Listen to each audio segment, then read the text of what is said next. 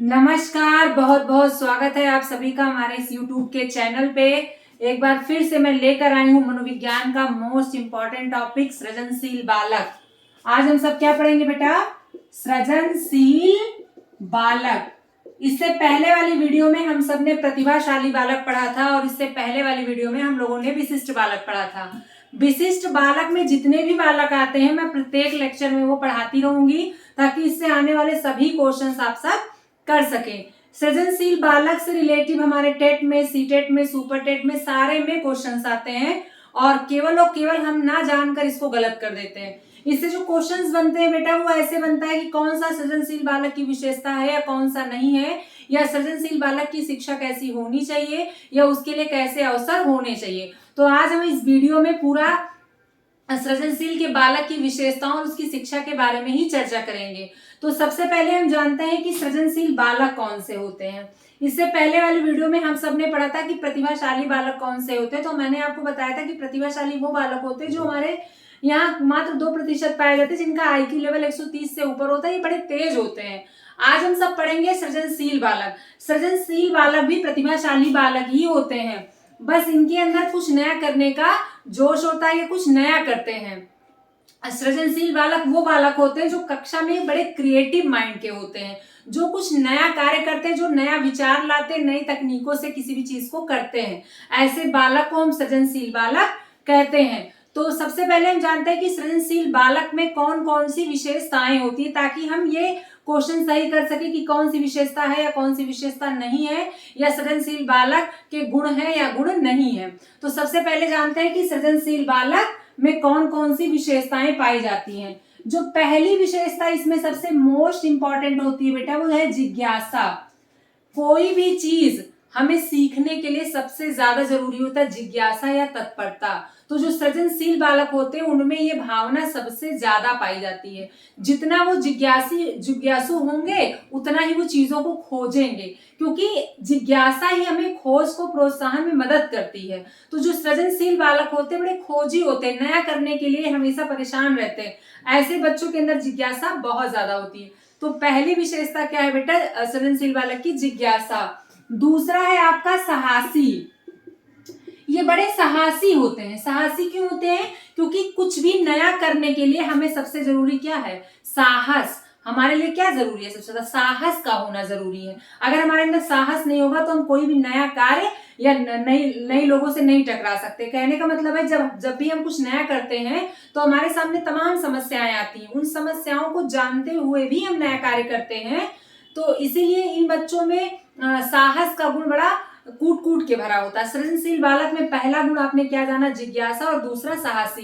तीसरा दृढ़ निश्चयी। ये बड़े दृढ़ होते हैं। दृढ़ निश्चय। इनकी अगली विशेषता क्या है बेटा? दृढ़ निश्चय। इनके अंदर दृढ़ निश्चय होता है। क्यों? किसी भी चीज को जब तक ये पूरा नहीं कर लेते तब तक उसमें लगे रहते हैं। सृजनशील बालक की जो सोच होती है बड़ी ओपन माइंड होती है और ये बड़े खोजी प्रवृत्ति के होते हैं। ये रहस्यों में रुचि लेते हैं और जब तक वो कार्य हो नहीं पाता ये उसमें लगे रहते हैं। अगली विशेषता है अपसारी चिंतन। अपसारी चिंतन। आपने प्रतिभाशाली बालक में पढ़ा था अविसारी चिंतन, इसमें आपका है अपसारी चिंतन। अपसारी चिंतन का मतलब होता है किसी भी विषय में एक से अधिक तरीके से सोचना। एक से अधिक तरीके से सोचना। तो अपसारी चिंतन में सृजनशील बालक आएंगे, क्योंकि सृजनशील बालक भी एक ही विषय में कई तरीके से सोचता है। अभिसारी चिंतन प्रतिभाशाली बच्चे की विशेषता है, अपसारी चिंतन जो है सृजनशील बालक की विशेषता है। ये क्वेश्चन कई बार आ चुका है, बार बार रिपीट होता है ये क्वेश्चन। तो अपसारी सृजनशील बालक की विशेषता और अभिसारी प्रतिभाशाली बच्चे की विशेषता। अगला है खोजी प्रवृत्ति या अन्वेषण प्रवृत्ति। खोजी प्रवृत्ति। इनकी प्रवृत्ति कैसी होती है? खोजी होती है। ये हमेशा हर चीज में खोज करते हैं, अन्वेषण करते हैं। इसके बाद तार्किक। इनका दिमाग कैसा होता है? बड़ा तार्किक होता है। ये किसी भी चीज को सोचते हैं, ऐसे ही नहीं एक्सेप्ट कर लेते किसी चीज को। ये बालक हर चीज में अपना खुद का लॉजिक लगाते हैं कि अगर ये ऐसा हुआ है तो क्यों हुआ। ये कार्य कारण के संबंधों को समझना चाहते हैं कि अगर कोई कार्य हुआ तो इसका कारण क्या हो सकता है, जिससे ये खोजी बनते हैं और नई चीजें हमारे सामने आती हैं। तो ये बड़े तार्किक माइंड के होते हैं। इसके अलावा नवीनता होती है इनमें, ये पुरानी चीजों को नहीं मानते हैं, ये नयापन लेकर आते हैं। किसी भी सिद्धांत को ये तुरंत वैसे का वैसा नहीं एक्सेप्ट करते, ये चीजों में नयापन लेकर आते हैं। जोखिम उठाना, ये बालक क्या करते हैं? जोखिम उठाते, किसी भी चीज को करने के लिए ये जोखिम उठाते कि मैं ये कार्य करूंगा। रहस्यों में रुचि, किसी भी रहस्य में इनकी विशेष रुचि होती, क्योंकि वो उस रहस्य को खोजना चाहते हैं, वो नयापन लेकर आना चाहते हैं, समाज को दिखाना चाहते हैं। यही बच्चे बड़े बड़े आविष्कारक बनते हैं, बड़े बड़े सर्जन बनते हैं। क्यों? क्योंकि ये नयापन लेकर आते हैं चीजों में। हर चीज को सोचने के कई तरीके होते हैं।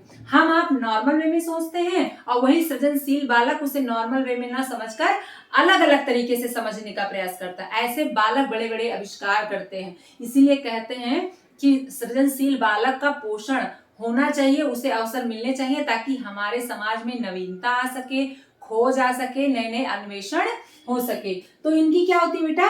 रहस्यों में रुचि होती है।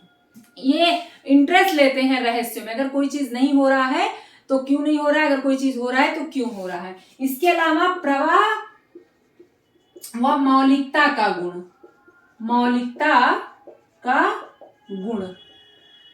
इनके अंदर प्रवाह व मौलिकता का गुण पाया जाता है। ये सारी 10 विशेषता किसकी है बेटा? सृजनशील बालक की है। यहां से क्वेश्चंस बनता है कि कौन से सृजनशील बालक की विशेषता है या कौन सी नहीं है। सृजनशील बालक वो बालक होते हैं जो नए तथ्यों की खोज करते हैं, जो रहस्यों में रुचि लेते हैं, जो बड़े जिज्ञासु होते हैं, बड़े दृढ़ निश्चयी होते हैं, बड़े साहसी होते हैं। इनका चिंतन बहुत ही अच्छा होता है। ये तार्किक होते हैं, इनमें मौलिकता का गुण पाया जाता है। ये अमूर्त चिंतन करते हैं, ये रहस्यों में रुचि लेते हैं और ये किसी भी चीज को नए तरीके से करते हैं। ये सारी विशेषताएं बेटा किसकी हैं? सृजनशील बालक की हैं। अगर हम इनकी पहचान की बात करें कि कक्षा में हम कैसे जानेंगे कि ये बालक सृजनशील है, तो इसके 2 उपाय हैं। इसके बेटा 2 उपाय हैं, एक अवलोकन के द्वारा और एक प्रमापीकृत परीक्षण के द्वारा। प्रमापीकृत परीक्षण, एक अवलोकन के द्वारा हम जान सकते हैं कि बच्चा सृजनशील है, और एक प्रमापीकृत परीक्षण। अवलोकन में 2 लोगों का अवलोकन मान्य होता है, एक सहपाठी का और एक अध्यापक का। क्वेश्चन आता है कि कौन सा परीक्षण जो है सृजनशील बालक के लिए किया जाता है, उसकी पहचान के लिए। तो ये 2 परीक्षण किए जाते हैं अवलोकन में। सामूहिक परीक्षण भी कर सकते हैं हम और व्यक्तिगत भी कर सकते हैं, टीचर द्वारा भी और सहपाठी द्वारा भी। और प्रमापीकृत परीक्षण वो परीक्षण होता है जिसमें हम एक प्रमाणित तरीके से बच्चे का परीक्षण करते हैं कि बच्चा कौन सी कैटेगरी का है। इसमें हम बच्चे का परीक्षा भी करा सकते हैं, इसमें हम बच्चे का बुद्धि परीक्षण भी करा सकते हैं, इसमें हम उसकी प्रगति रिपोर्ट भी देख सकते हैं, इसमें हम उसके रुचि का और उसके जो है डेवलपमेंट जो हुआ है, जो काम किया है अभी तक, उस सब के परीक्षण के द्वारा भी जान सकते हैं कि ये बच्चा क्रिएटिव है कि नहीं है। तो इन 2 तरीकों से हम जान जाते हैं कि बच्चा सृजनशील है या नहीं। अब अगर हमको ये पता चल गया है कि बच्चा सृजनशील है तो उसकी शिक्षा के लिए क्या करना चाहिए। बच्चा क्रिएटिव माइंड का है तो उसे हमेशा नई नई चीजें मिलनी चाहिए, जिससे बच्चा बोर ना हो, उसकी जिज्ञासा संतुष्ट हो सके, उसके नवीनता को पोषण मिल सके। तो इसके लिए श्रेष्ठ अध्यापक, संपन्न कक्षाएं होनी चाहिए, उसे क्रियाकलापों में भाग लेने के अवसर देने चाहिए, करके सीखने पर ज्यादा बल देना चाहिए, उसे खुद से ही तार्किक चिंतन करने देना चाहिए, उसे बार बार प्रोत्साहित करना चाहिए, अभिभावक के द्वारा भी और अध्यापक के द्वारा भी। तो उसके लिए हम श्रेष्ठ अध्यापक हों, प्रेरणा दें, उसकी रुचि का सृजन करें और उसे अवसर दें विद्यालय में, ताकि वो अपने क्रिएटिविटी को बढ़ाए ना कि घटाए। अगर उसे अवसर नहीं मिलेगा तो उसका जिज्ञासा संतुष्ट नहीं होगी और वो आगे जिज्ञासा नहीं उत्पन्न करेगा और नवीनता की ओर नहीं जाएगा। तो एक अध्यापक होने के नाते हम सब का ये दायित्व है कि अगर बच्चा क्रिएटिव माइंड का है तो उसे प्रोत्साहित करें और उसे विशेष अवसर दें, स्पेशल कक्षाएं दें, जिससे वो अपने सृजनशीलता को प्रोत्साहित कर सके, क्रिएटिविटी को बढ़ा सके।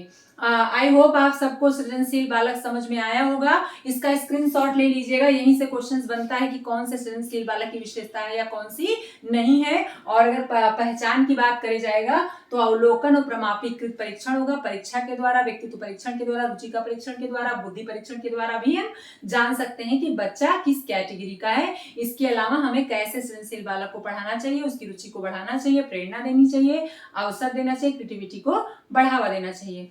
आई होप आप सबको समझ में होगा। इसका आप सभी लोग स्क्रीनशॉट ले लीजिएगा। नेक्स्ट वीडियो में मैं समस्यात्मक बालक को पढ़ाऊंगी और हमारी वीडियो इसीलिए मैं छोटी बनाती हूँ कि हमारे बच्चे अगर एक बार ना समझ में उसे 2 बार और देख लें, उसको आसानी से समझ सके। इसीलिए मैं व्यवहारिक शब्दों का भी प्रयोग करती हूँ ताकि आपको मनोविज्ञान का टॉपिक आसान लगे। और आप भी इस वीडियो को देखिए और भी लोगों को शेयर करिए। मिलती हूँ नेक्स्ट वीडियो में, तब तक के लिए धन्यवाद।